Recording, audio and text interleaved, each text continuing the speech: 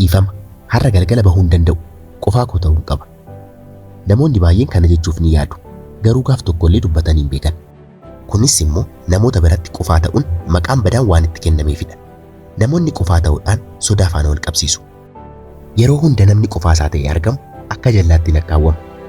Haa ta'u malee garuu wanta kana hunda duuba humni guddaan namoonni baay'een hin beekne jira. Humna kana akkamitti seeraan akka fayyadamuu qabnu yoo baran jireenyi keenya yeroo tokkoo fi isa dhumaatiif wanta gaariitiif jijjiirama. Addunyaan ammatti jiraan qofaa keenya akka taanu hin barbaaddu. Guutummaan guutuutti xiyyeeffannoo keenya addunyaa fedhu keessadha kan jiraan. Dhugaan isaa garuu yaadni keenya teekinooloojiifaan bakka hundatti akka faca'u waan heeyyamneefidha. Barteen kunis hawwattummaa qofaa ta'uu guutummaan guutuutti nu jalaa balleessa. Qofaa ta'uun ulfaataa miti jettanii yaaduu dandeessu.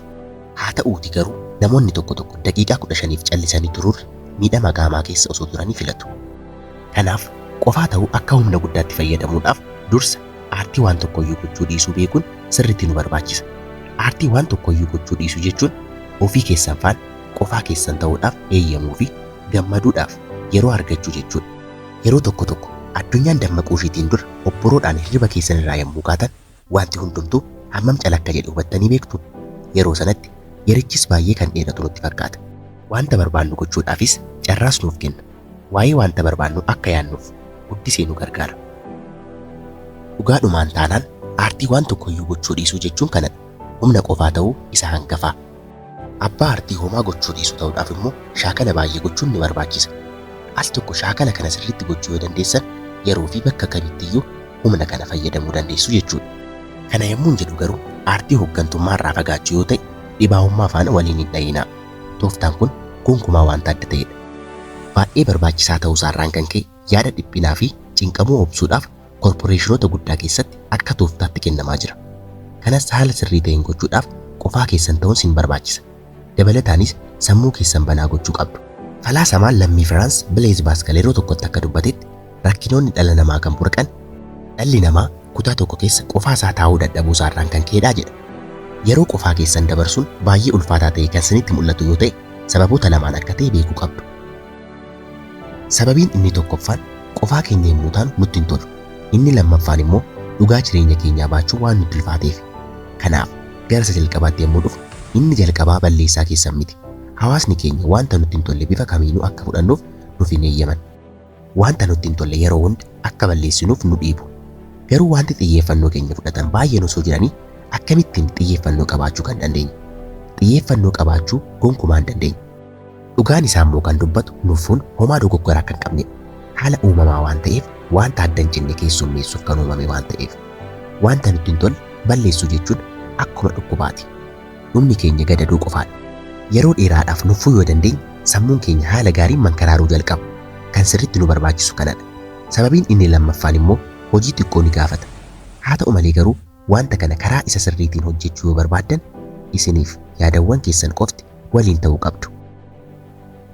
Kana akkuma salpha teeraappiitti yaadaa keessa keessan faana marii irra jirtu. Yeroo kanatti immoo keessa keessan ijaaruu jalqabdu jechuudha. Kun sirriitti kan nu gargaaru sammuu keenya waan xaraguu fi hubannoo keenya waan guddisuuf bilchaa'ina miira keenyaa sirriitti nuuf dabala. Yeroo baay'ee namoonni keessa isaanii ijaaruu yommuu jalqaban yaadannoon hundi isaanitti dhufu. Yeroowwan qaanessan dhimmoota gochuun nurra hin turre wantoota uumamuun nurra hin turre yaadannoon hundi suuta suutaan ni dhufu. Wanta kamillee sirreessuun akka isin irra hin jirre yaadachuun barbaachisaadha. Yaada keessanii fi miira keessan qofa hubadhaa. Wantoota negatiivaaf ayyaana kennaa. Wantoota dhugaa ta'aniif immoo beekamtii kennaatii wanta isinitti hin tolle irratti xiyyeeffadhaa. Hubadhaa muuxannoo dhalli namaa hundi tokko ta'uu dhiisuu danda'a. Garuu hundumti keenya yeroowwan akkanaa keessa ni darbina. Qofaa ta'uu keenya garuu akkamittiin gara humna hangafaatti kan jijjiirru. Sammuu keenyaan akkamitti boqochiisuu fi fayyadamuu akka dandeenyu yommuu baran yommuu sanadha sirriidhumaan humna qabnu kan hubannu. Caalatti immoo namoonni hubannoon ofii isaaniif qaban akka gad jedhee yommuu hubattanii fi dadhabbiiwwan isaanii fi jabina isaanii adda baasanii akka hin beekne yommuu hubattan humna isin qabdan eenyullee akka hin qabne ni hubattu.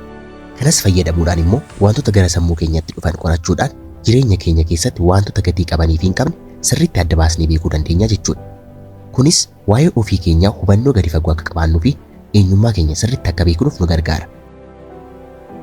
Kana yommuu isiniin jedhu immoo deemsi kun salphaa fi ariifataa akka ta'u hin eeginaa miti waan ta'eef dhugaa dubbachuuf wantoota isin hojjechuu dandeessan keessaa hojii baay'ee nama nuffisiisuu fi ulfaataadha. Garuu immoo baay'ee faayidaa qabeessaa fi dhumarrattis bu'aansaa garaa isin ciibsa.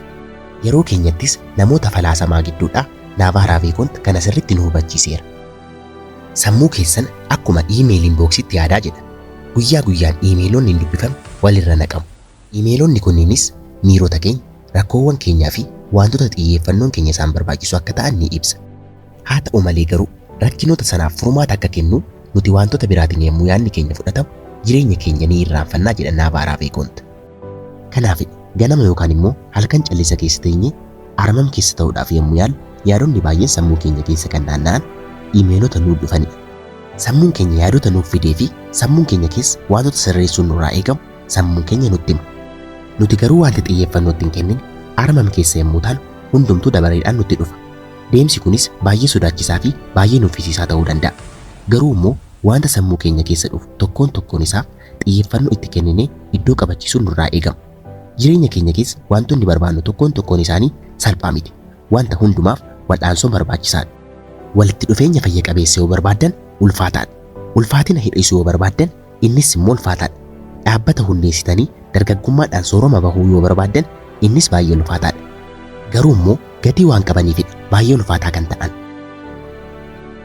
Jireenya kana keessatti wanti kamillee akka qoosaatti hin dhufu. Namni kamillee dogoggoree hin milkoofne. Namni kamillee dogoggoree akka tasaatti waan isaaf ta'e hin arganne.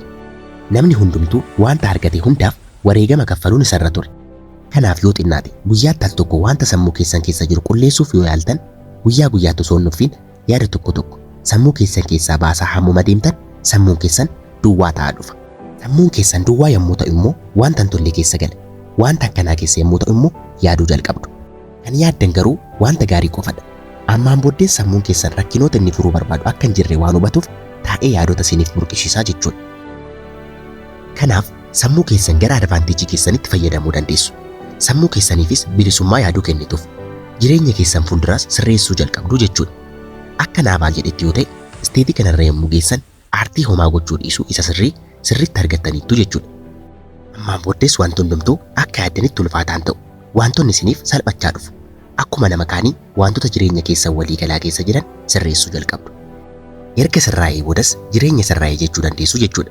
Yaadonni keessan yommuu dhufan ofii keessan akkamitti akka to'attanii fi yaadota keessan akkamitti akka keessummeessitan teessanii yaaduu jalqabdu. Aartii homaa gochuu dhiisuudhaanis achumaan ni barattu jechuudha. Wanta kana hammuma barattan isin kan hin mo'amne taatu. Kanaaf dhumarratti akka naaf hubattan kanan barbaadu wanti tokko jira. Imala kana yommuu jalqabdan baay'ee ulfaataadha. Yeroo tokko dhaabattanii maaliifidha garuu wanta kana kanan godhu jechuu dandeessu. Garuu wanta sana hunda gootanii erga fixxanii booda bu'aasaa ni argitu. Abaaboon sun ni daraarti. Bu'aawwanis ni dhufu. Isin akka warra kaanii jireenya baay'ee bobborcamaa hoogganuu ni dhaabdu. Gammachuun keessan ni deebi'a. Waan naaf hordoftaniif baay'een sin galateeffadha. Viidiyoon kun faayidaa qaba jettanii yoo yaaddan viidiyoo iskiriinii irra jiru kiliik gochuun ilaaluu dandeessu. Galatoomaa nagaatti.